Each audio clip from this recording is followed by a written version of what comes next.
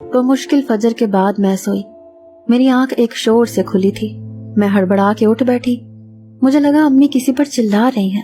میں حیران تھی کہ صبح صبح امی کیوں چیخ رہی ہیں۔ میں نے جھٹ سے لحاف اتار کر سائیڈ پر رکھا اور تیزی سے کمرے سے باہر نکلی، لیکن سامنے کا منظر دیکھ کر دنگ سی رہ گئی۔ امی میری نئی نویلی بھابھی پر چلا رہی تھی۔ کہہ رہی تھی کہ مجھے زبان چلانے والی عورتیں بالکل پسند نہیں ہیں، خبردار جو تم نے آج کے بعد مجھے کسی بات کا جواب دیا ہو۔ چلو اور جا کے کچن میں ناشتہ بناؤ۔ میں اپنی ماں کا یہ روپ دیکھ کر حیران پریشان تھی۔ میری شادی شدہ دونوں بہنیں ابھی اپنے شوہروں اور بچوں کے ساتھ وہاں موجود تھیں۔ مجھے حیرت سی ہو رہی تھی کہ ایک دن کی دلہن کے ساتھ میری ماں ایسا بھی رویہ کیسے اختیار کر سکتی ہیں۔ میں تیزی سے آگے بڑھی اور امی سے کہا کہ ناشتہ میں بنا دیتی ہوں، بھابھی کی ابھی رات کو ہی تو شادی ہوئی ہے۔ لیکن میری بات پر امی ہتھے سے اکھڑ گئی، کہنے لگی خبردار جو تم نے اس لڑکی کی حمایت کی تو آج کے بعد گھر کا سارا کام یہی کرے گی۔ میری بھابھی کچن میں چلی گئی۔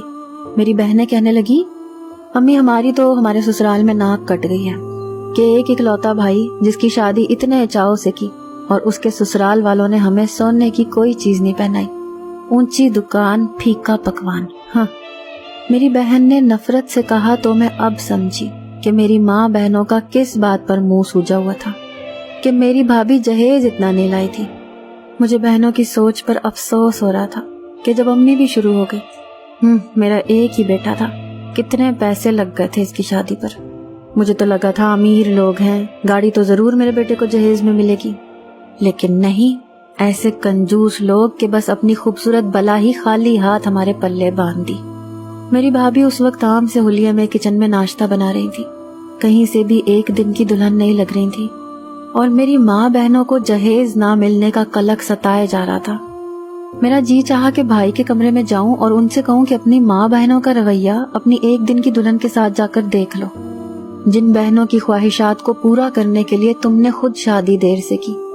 میرا بھائی سب سے بڑا تھا اور تھا بھی گھر والوں کا نہایت ہی فرما بردار، اسی لیے دونوں بہنوں کی شادی پر میرے بھائی نے بہت جہیز دیا تھا، اور جب اس کی اپنی شادی ہوئی تھی تو انہیں توقع کے مطابق کچھ نہ ملا تھا۔ بھائی جب کمرے سے باہر نکلے تو حشاش بشاش تھے۔ اپنی نئی دلہن کو کچن میں کام کرتا دیکھ کر بھی وہ کچھ نہیں بولے تھے، امی سے بہت ڈرتے تھے۔ میں جانتی تھی کہ میرا بھائی میری والدہ کا فرما بردار تھا، اسی لیے میں جانتی تھی کہ امی کی جیسی ہی سوچ ہوگی بھائی کی بھی ویسی ہوگی۔ ابھی میرا یہ افسوس ہی کم نہ ہوا تھا کہ ابا جب اپنے کمرے سے باہر نکلے تو بہت خوش نظر آ رہے تھے۔ ابا کو دیکھ کر مجھے یاد آنے لگا کہ بھابھی دلہن بنے رات کو ابا کے کمرے سے روتی ہوئی باہر نکلی تھی۔ مجھے لگا شاید ابا نے بھی کم جہیز ملنے پر ہی بھابھی کو تانے مارے ہوں گے، لیکن بات تو کچھ اور ہی تھی۔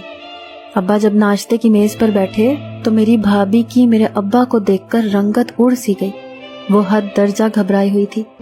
میں بھابھی کے چہرے کی بدحواسی دیکھ کر حیران تھی، اور اپنے ابا کے چہرے کی مسکراہٹ دیکھ کر مجھے اندر ہی اندر برا لگ رہا تھا۔